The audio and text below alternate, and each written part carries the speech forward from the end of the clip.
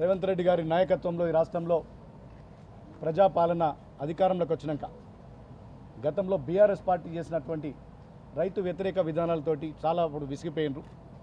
ఆ రోజుల్లో ఒక సంచికి 4 కిలోలు అదనంగా తూకి రైతులను నట్టేట ముంచినటువంటి ఎన్నో ఉదాంతాల్ని మనం చూసినాం.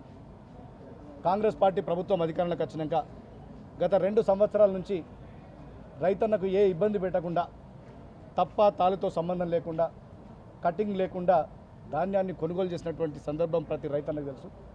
దురదృష్టవశాత్తు ఈసారి కేంద్ర ప్రభుత్వం తీసుకొచ్చినటువంటి జీపీఎస్ సిస్టమ్ తోటి ఒక వారం 10 రోజులు ఈ ధాన్యం సేకరణ ఆలస్యమైంది. దానివల్ల సెంటర్లలోకి లారీలు అనుకున్నంత రీతిలో రాకపోవడం, అదేవిధంగా ఈసారి చాలామంది రైతులు ఈసారి కొంచెం కటింగ్ ఎక్కువ చేస్తుందని చెప్పి ఫీల్డ్ లెవెల్ నుంచి ఫీడ్బ్యాక్ వస్తున్నప్పుడు ఒక ఎమ్మెల్యేగా జిల్లా కాంగ్రెస్ పార్టీ అధ్యక్షుడిగా ఈ కరీంనగర్లో రైతాంగం తరపున తప్ప తాలుతో సంబంధం లేకుండా కటింగ్ లేకుండా ధాన్యాన్ని సేకరించాలని చెప్పి కలెక్టర్ గారిని కోరడం జరిగింది.